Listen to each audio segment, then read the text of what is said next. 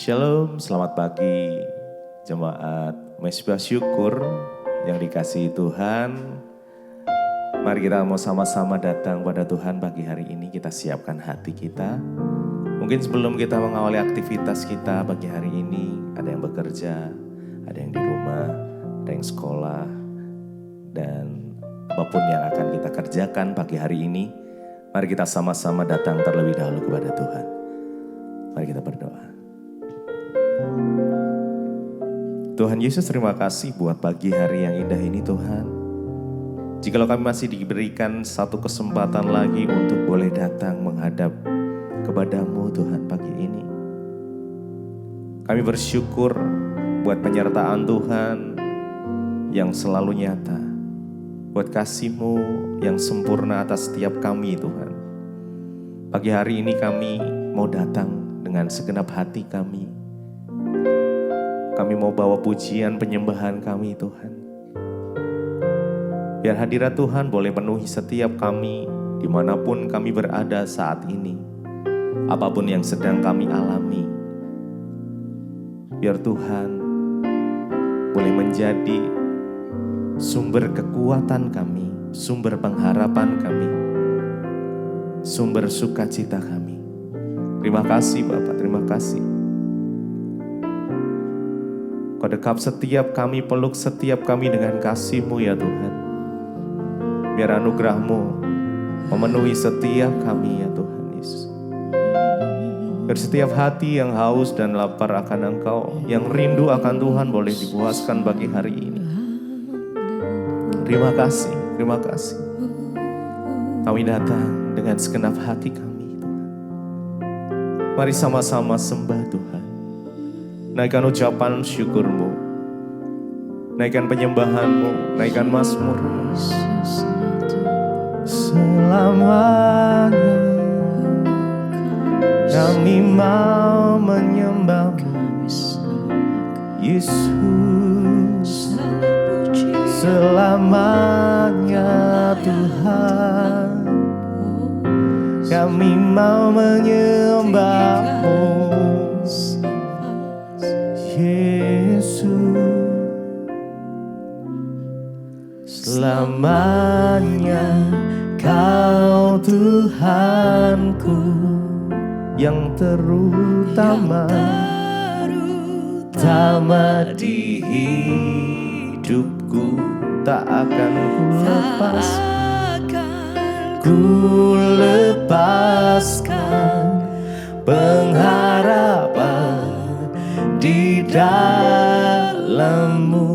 Selamanya Kau Tuhanku, selamanya Kau Tuhanku yang terutama di hidupku, tak akan ku lepaskan pengharapan di dalam-Mu. Selamanya, selamanya Kau Tuhanku yang terutama di hidupku, tak akan ku lepaskan Engkau, lepaskan pengharapan di dalam-Mu.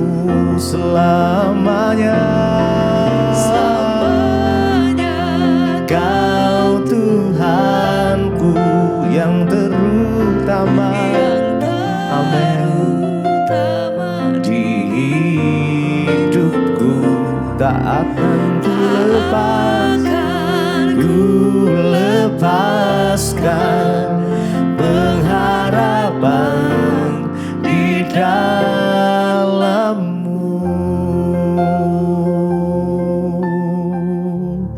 Engkaulah pengharapanku Tuhan, Kaulah sumber kekuatan, hanya Yesus, hanya Engkau satu-satunya.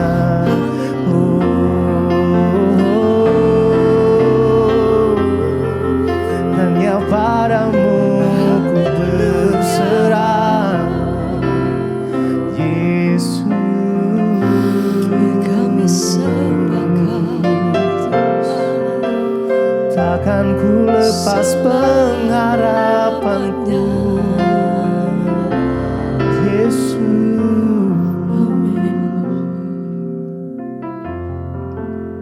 Mari sama-sama. Selamanya Kau Tuhanku, yang terutama di hidupku. Tak akan ku lepaskan pengharapan di dalam-Mu. Selamanya, selamanya Kau Tuhanku, yang terutama, di hidupku. Takkan ku lepaskan Engkau, lepaskan pengharapan di dalam-Mu. Sebab pengharapan kami hanya di dalam nama Yesus saja. Pertolongan kami hanya di dalam Engkau, Tuhan. Engkaulah sumber pertolongan, sumber kekuatan, sumber pengharapan kami. Karena pagi hari ini kami datang dengan segenap hati kami, Tuhan. Terima kasih, Yesus. Terima kasih. Terima kasih, Tuhan. Kami bersyukur padamu, Tuhan, sebab pertolongan kami datang dari-Mu, Yesus. Pengharapan kami hanya kepadamu.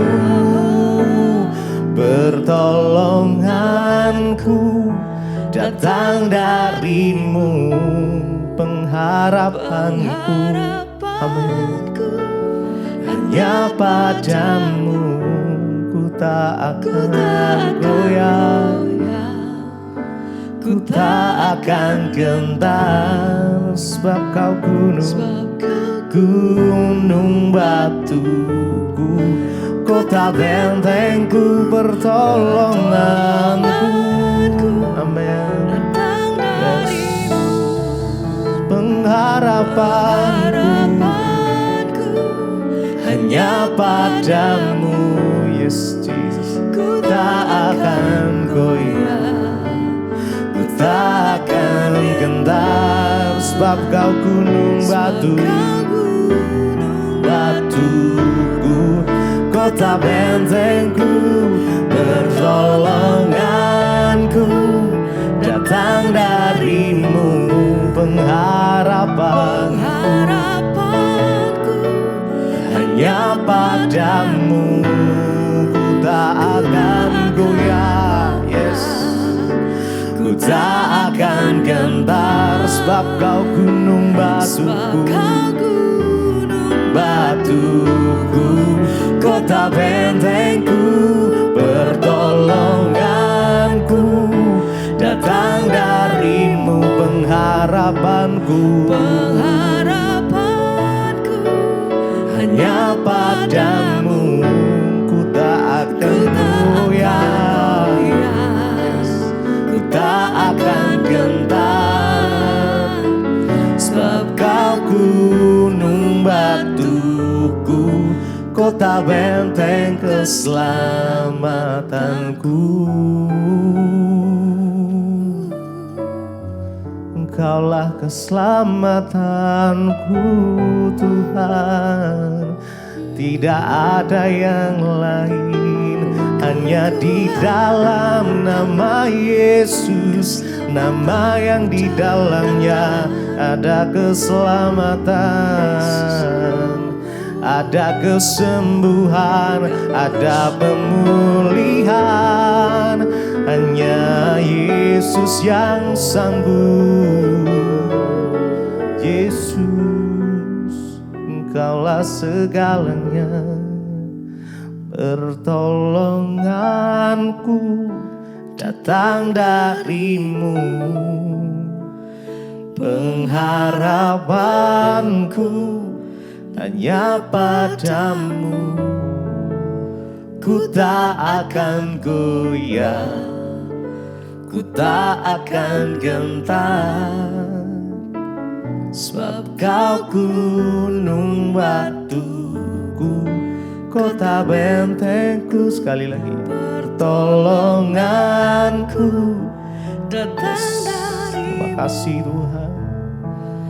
Pengharapanku hanya padamu, ku tak akan goyah, ku tak akan gentar, sebab Kau gunung batuku, kota benteng keselamatanku.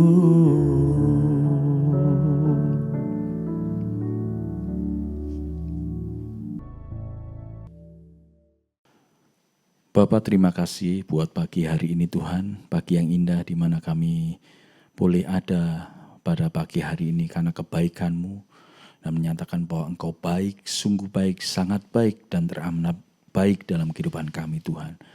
Pagi ini sebelum kami beraktivitas Tuhan, kami mengawali untuk kami merenungkan firman-Mu, memuji mempermuliakan nama-Mu Tuhan, dan juga firman-Mu pada pagi hari ini biarlah menjadi kekuatan dalam kehidupan kami, dalam melangkah dalam hari ini Tuhan. Terima kasih, Kau rapi setiap kami, berkati firman-Mu pada pagi hari ini. Biar tertanam dan bertumbuh dalam kehidupan kami, dan kami melakukannya. Dalam nama Yesus kami berucap syukur, haleluya, amin, amin, amin. Shalom Bapak Ibu Saudaraku yang terkasih dalam Tuhan Yesus Kristus. Sukacita yang luar biasa pagi hari ini kita boleh bertemu di tempat ini di Mezbah Syukur. Biarlah luapan syukur kita setiap pagi kita naikkan di hadirat Tuhan. Biarlah dengan luapan ucapan syukur itu membuat kita semakin bersyukur tentang apa yang Tuhan berikan kepada kita setiap hari. Bapak Ibu yang terkasih dalam Tuhan Yesus Kristus, pagi yang indah ini di Mezbah Syukur pagi hari ini, mari kita diingatkan satu peristiwa, salah seorang kisah perjumpaan Zakius dengan Yesus. Dan ini adalah cerita yang paling indah tentang kasih penerimaan dan perubahan hidup. Kisah ini dicatat dalam Alkitab Kristen, tepatnya pada Lukas 19 ayat 1 sampai dengan 10.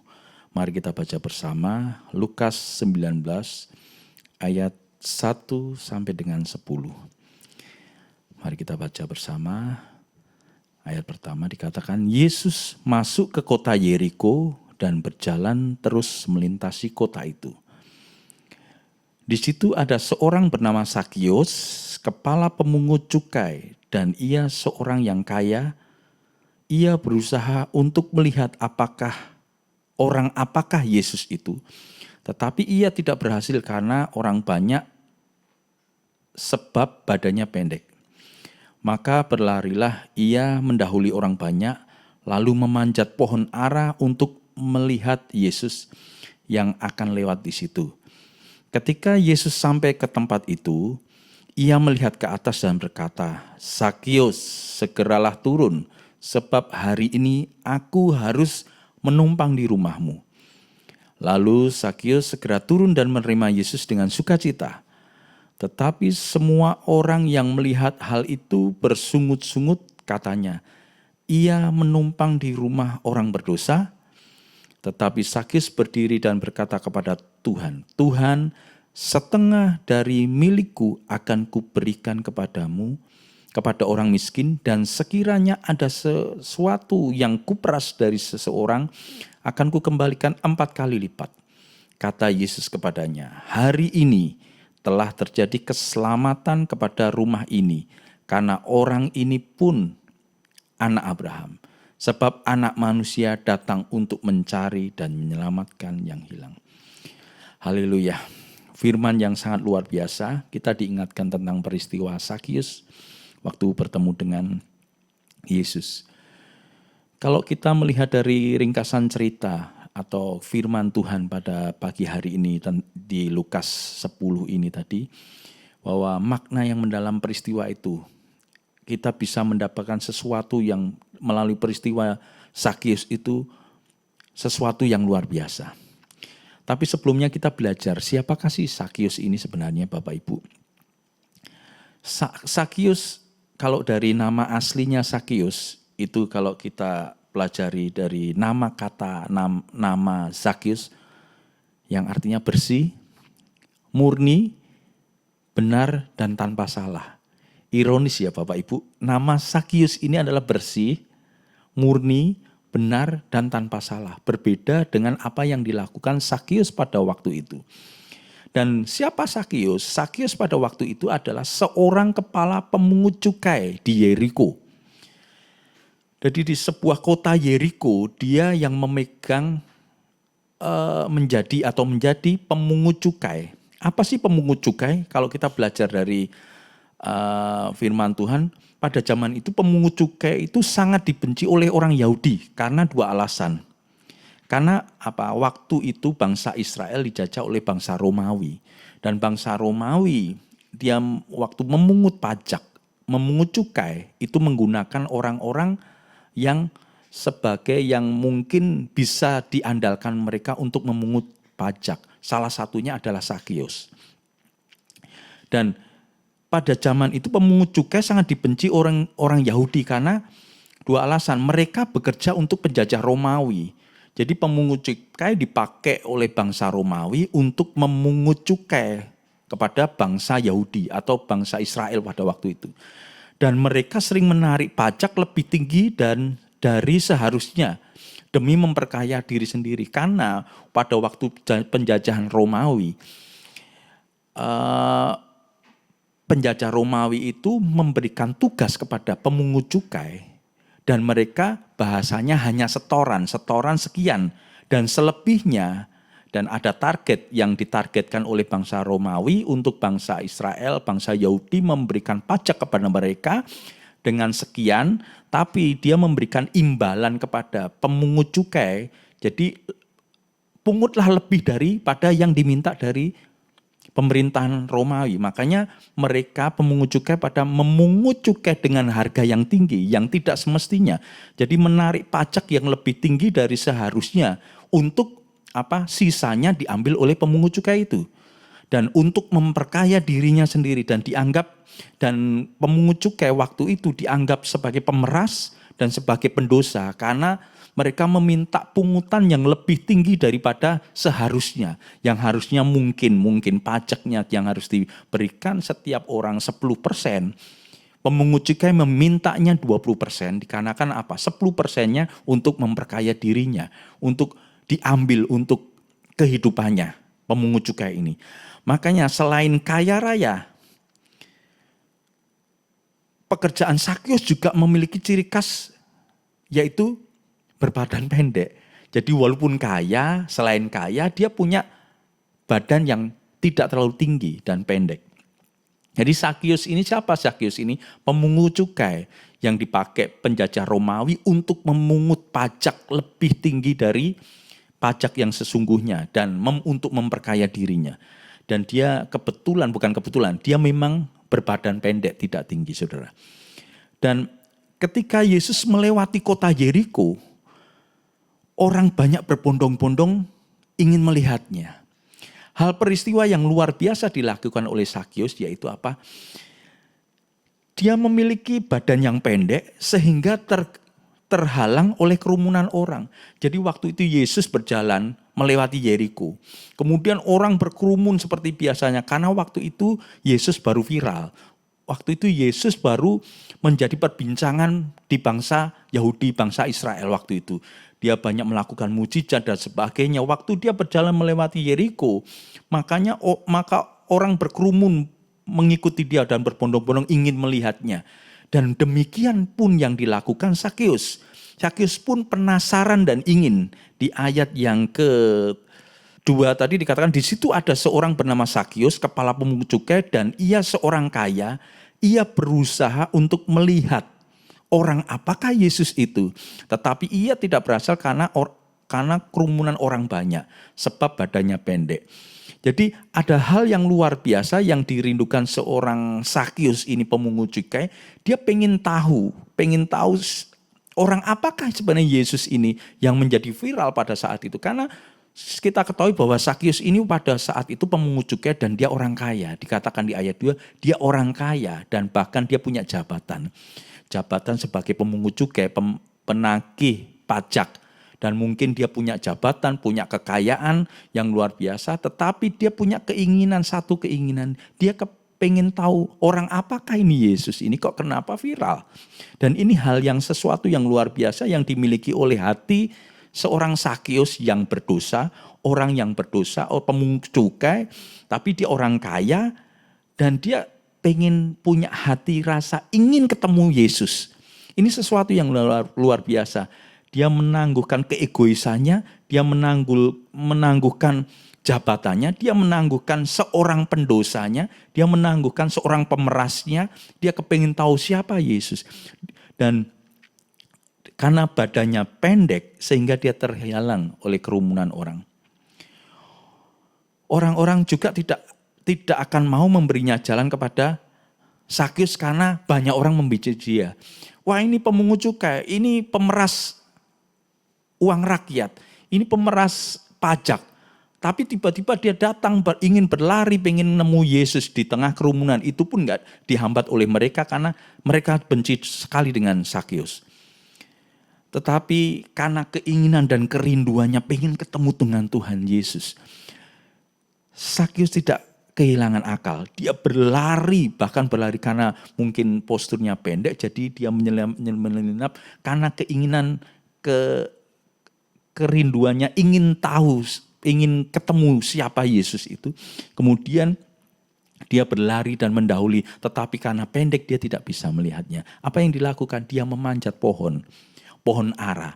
Kalau Bapak Ibu Saudaraku yang terkasih berkesempatan Bapak Ibu datang ke Israel dan kita pasti akan dibawa ke daerah kota Yeriko dan di situ ada pohon ara. Walaupun itu bukan pohon yang asli tapi menyerupai, dan karena pohon ara itu hanya bisa bertumbuh sampai 500 tahun. Tapi yang ditunjukkan kalau kita ke Yeriko itu pohon di mana Sakeus naik ke pohon itu ada buktinya yang menyerupai pada yang tercatat di Alkitab. Kemudian Sakeus naik ke atas pohon, dia tidak kehilangan akal, dia naik ke atas pohon. Kenapa sampai dia naik ke atas pohon? Karena rasa rindu ingin ketemu dengan Tuhan. Rasa rindu ketemu dengan Tuhan. Walaupun dia seorang pendosa, walaupun dia seorang pemeras, walaupun dia tidak disukai banyak orang karena pekerjaannya. Dan bahkan dikatakan dia tidak boleh masuk ke dalam bait Allah. Untuk bahasanya kalau sekarang masuk ke gereja tidak boleh karena dibenci, sangat dibenci. Dia ini orang berdosa, dia ini pemeras uang rakyat. Kemudian tapi karena kerinduan hatinya, dia pengen bertemu dengan Tuhan. Dan dari situlah waktu dia naik ke atas pohon. Dan ternyata Tuhan Yesus melihatnya. Waktu Tuhan Yesus melihatnya, apa yang dikatakan Yesus? Ketika Yesus ketika Yesus sampai ke tempat itu, ia melihat ke atas dan berkata, ke atas pohon dan berkata, Yesus melihat sesuatu, ada seorang yang sangat rindu pengen bertemu dengan dia, dan dia sampai tidak kehilangan akal karena dia pendek, dia naik ke atas pohon. Kemudian Yesus melihatnya, ia melihat ke atas dan berkata, Sakeus, segeralah turun sebab hari ini aku harus menumpang di rumahmu. satu kerinduan yang luar biasa dari seorang pendosa, satu kerinduan yang luar biasa dari seorang pemungut cukai, orang yang sangat dibenci banyak orang karena pekerjaannya. Tapi satu kerinduan waktu dia memiliki kerinduan ketemu dengan Tuhan, maka Tuhan melihatnya. Dan bahkan Yesus berkata, Sakius turunlah, segera turun, sebab hari ini aku harus menumpang ke rumahmu. Aku datang ke rumahmu. Lalu Sakius segera turun dan menerima Yesus dengan sukacita. Wow, Tuhan Yesus kenal saya, Yesus kenal saya, dan bahkan dia mau datang ke rumah saya dan mau makan bersama. Sesuatu sukacita yang luar biasa saat kerinduan dan keinginan pengen bertemu dengan Tuhan Yesus. Kemudian Yesus menyambutnya tanpa melihat dia orang berdosa, tanpa melihat latar belakangnya Sakius apa. Tapi penerimaan itu, dan dari penerimaan itu dia merasakan perjumpaan dengan Yesus yang luar biasa. Dan waktu dia berjumpa dengan Yesus, dalam tanda kutip, waktu Yesus pengen datang ke rumahnya untuk makan bersama, banyak orang yang mencibir dia dan bersungut-sungut. Kenapa Yesus mau ke orang berdosa ini? Kita kesampingkan dari hal-hal yang mungkin pembicaraan orang lain, tapi satu kerinduan Sakius waktu pengen berjumpa dengan Yesus.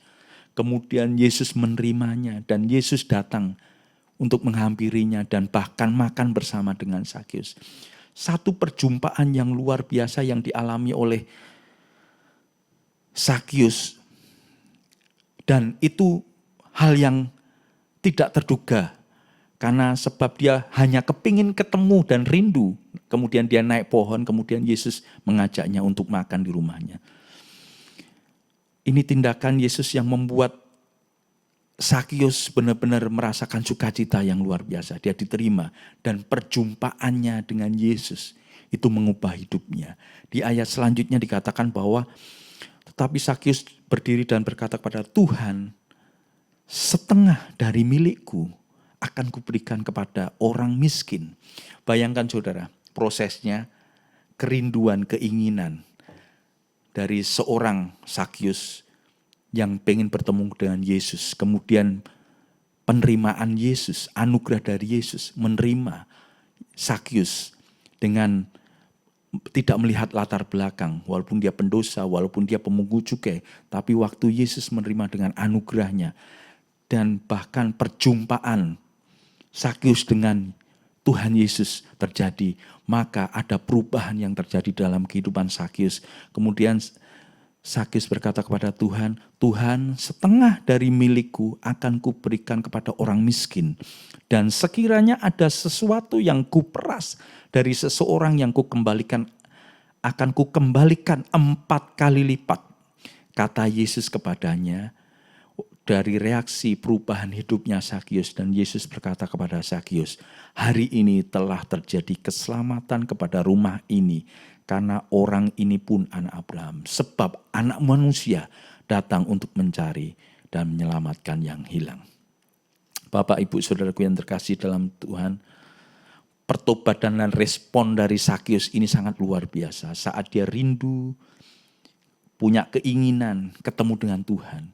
Kemudian ada satu peristiwa perjumpaan dengan Sakius dengan Yesus. Kemudian ada satu perubahan yang luar biasa. Dan kemudian bukan hanya satu perubahan, tetapi satu tindakan dari Sakius saat dia dijamah, saat dia menerima perjumpaan dengan Tuhan. Dia dijamah hatinya dan kemudian dia kembalikan yang pernah dia peras 4 kali lipat. Bahkan dia bagi-bagikan uangnya untuk orang-orang miskin. Ada satu perubahan yang luar biasa. Saat kita berjumpa dengan Yesus, saat kita bertemu dengan Tuhan, satu kerinduan, satu keinginan kita ketemu dengan Tuhan. Maka saat perjumpaan itu terjadi, saat perjumpaan kita dengan Tuhan Yesus, seperti pagi hari ini kita berjumpa dengan Yesus, maka ada satu keselamatan yang luar biasa yang diberikan Tuhan dan bahkan mengubah hidup kita sampai akhirnya hidup kita sepadan dengan kehendak Tuhan. Itu yang terjadi dalam kisah Sakius. Bapak Ibu yang terkasih dalam Tuhan Yesus Kristus, melihat perubahan hati Sakyus, Yesus berkata, hari ini telah terjadi keselamatan kepada rumah ini, karena orang ini pun anak Abraham, sebab anak manusia datang untuk mencari dan menyelamatkan yang hilang. Makna penting dari peristiwa ini apa? Tuhan mengenal kita secara pribadi dengan perjumpaan yang karena kerinduan, karena keinginan. Yesus tahu nama Sakyus, bahkan Yesus juga tahu nama saudara dan saya. Bahkan sebelum saling mengenal, Tuhan pun tahu dan Tuhan menunggu kapan waktunya Bapak, Ibu, dan saya untuk berjumpa dengan Yesus senantiasa dan bisa mengubahkan hidup kita. Amin. Mari kita berdoa. Dari kisah Sakyus ini kita bisa belajar bahwa perjumpaan dengan Tuhan, perjumpaan dengan Yesus mengubah hidupnya, mengubah nasibnya, dan keselamatan itu ada dalam hidupnya. Mengikut Yesus, itulah kesukaan hatiku. Ku lepas semua hakku untuk mengenal kehendaknya di hidupku. Mengiring Yesus,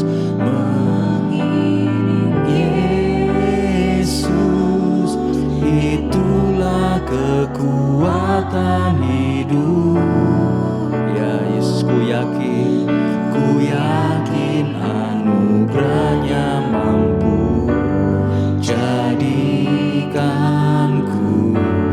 hamba yang berkenan selalu. Sekali lagi katakan, mengikut Yesus, mengikut ya Yesus. Terima kasih. Itulah kesukaan hati. Ya, saat kami mengikut Engkau Tuhan, ku lepaskan semua hak untuk mengenal kehendaknya di hidupku. Mengiring Yesus, mengiring itu kekuatan hidup kami. Itulah kekuatan hidupku. Ku yakin anugerahnya mampu jadikanku hamba yang berkenan selalu. Bapak, terima kasih Tuhan. Kau ingatkan kami Tuhan peristiwa Sakyus ini Tuhan. Hari ini kami bersyukur atas keteladanan iman dan pertobatan dari seorang Sakyus. Melalui kisahnya kami diingatkan Tuhan bahwa tidak ada masa lalu yang terlalu kelam. Tidak ada hati yang terlalu jauh untuk dijangkau oleh kasih-Mu. Tuhan Yesus, sama seperti Sakyus yang rindu untuk melihat Engkau, memiliki kerinduan hati untuk bertemu muka dengan Engkau Tuhan. Dan melihat di tengah keterbatasannya, biarlah hati kami pun selalu dipenuhi kerinduan yang sama. Ketika dunia memandang kami kecil, ketika dunia memandang kami berdosa, tidak layak, tetapi Engkau justru datang memanggil nama kami dan berkenan menumpang di dalam rumah hati kami ya Tuhan. Ubah hati kami ya Tuhan, seperti nama Sakyus yang berarti bersih, murni. Sucikan motivasi dan jalan hidup kami selaras dengan kehendak-Mu. Kami melepaskan hak terhadap kehidupan kami untuk kami mengikut Engkau dan berjumpa dengan Engkau. Terima kasih Tuhan, terima kasih. Lepaskanlah keterikatan kami Tuhan, jika selama ini kami masih terikat dengan materi, ego ataupun kenyamanan dunia yang keliru seperti Sakyus. Berikan kami keberanian seperti Sakyus Tuhan, untuk melepaskan demi kebenaran-Mu, demi ketemu berjumpa dengan Engkau Tuhan. Terima kasih Tuhan, terima kasih. Biarlah perjumpaan pribadi kami denganmu setiap hari bukan sekedar rutinitas Tuhan, tetapi melainkan sebuah momen yang terus-menerus mengubahkan kehidupan kami, mengubahkan karakter, cara pandang kami dan seluruh hidup kami menjadi ciptaan yang baru. Sebab di dalam Engkau keselamatan telah datang ke atas hidup kami. Terima kasih ya Tuhan, terima kasih buat pagi ini Tuhan. Bapa, kami berdoa Tuhan, berkati setiap jemaat Mezbah Syukur dimanapun mereka berada Tuhan. Berkat-Mu melimpah atas kehidupan mereka Tuhan. Apapun yang mereka rindukan, apapun yang mereka inginkan Tuhan, biarlah terjadi sesuai kehendak-Mu Tuhan. Kami berdoa pada pagi hari ini Tuhan, bagi yang berulang tahun Tuhan, biarlah bertambah dengan usia Tuhan, Kau berikan kesehatan, kekuatan, umur panjang dan kekayaan dalam kehidupan mereka Tuhan. Dan kami juga berdoa Tuhan bagi mungkin saat ini yang berbaring sakit Tuhan dan mengalami sakit tubuh Tuhan. Kami berdoa saat ini Tuhan dengan bilur-bilur-Mu Tuhan yang dapat menyembuhkan Tuhan. Dengan bilur-bilur-Mu Kau menyembuhkan segala sakit penyakit yang ada dalam kehidupan mereka Tuhan. Kami yakin percaya di dalam nama Tuhan Yesus mereka disembuhkan Tuhan yang mengalami kesakitan Tuhan. Kami juga berdoa Tuhan bagi yang sekolah maupun yang bekerja Tuhan. Berkat-Mu melimpah atas kehidupan mereka Tuhan. Yang bersekolah Tuhan Kau berikan hikmat pewahyuan kepada mereka Tuhan, hikmat, kepintaran, kepandaian daripada Engkau Tuhan, untuk mereka bisa mengikuti semua pelajaran yang ada dalam yang mereka hadapi Tuhan. Dan kami juga berdoa Tuhan bagi yang bekerja Tuhan, apa yang mereka kerjakan Tuhan, biarlah seturut dengan kehendak-Mu Tuhan, dan berkat-Mu melimpah atas kehidupan mereka. Apa yang mereka rindukan Tuhan, Kau buat berhasil Tuhan dan beruntung. Terima kasih Tuhan, terima kasih. Kami juga menyerahkan bangsa Indonesia ini Tuhan ke dalam tangan kasih-Mu Tuhan. Keselamatan ada di bangsa kami Tuhan, dan kemuliaan-Mu ada dalam bangsa ini Tuhan. Banyak jiwa-jiwa yang Kau menangkan Tuhan, Kau selamatkan buat bangsa ini Tuhan. Kami juga berdoa buat bangsa ini Tuhan, dari pemerintahannya Kau berkati, Kau sertai Tuhan, taruh roh takut akan Engkau Tuhan untuk bangsa ini. Para pejabat-pejabat presiden dan dari presiden tingkatan tinggi sampai yang paling rendah Tuhan, Kau berkati, Kau taruh roh takut akan Engkau dalam menjalankan pemerintahannya Tuhan. Jauhkan dari korupsi dan juga pemberontakan yang ada di bangsa ini Tuhan. Terima kasih Tuhan, terima kasih. Mari Bapak Ibu Saudaraku yang terkasih dalam Tuhan Yesus Kristus, mari kita berdoa seperti yang Tuhan Yesus ajarkan, yaitu doa Bapa kami.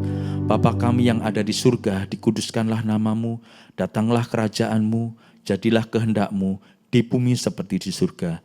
Berikanlah kami pada hari ini makanan kami yang secukupnya, dan ampunilah kami akan kesalahan kami, seperti kami juga mengampuni orang yang bersalah kepada kami.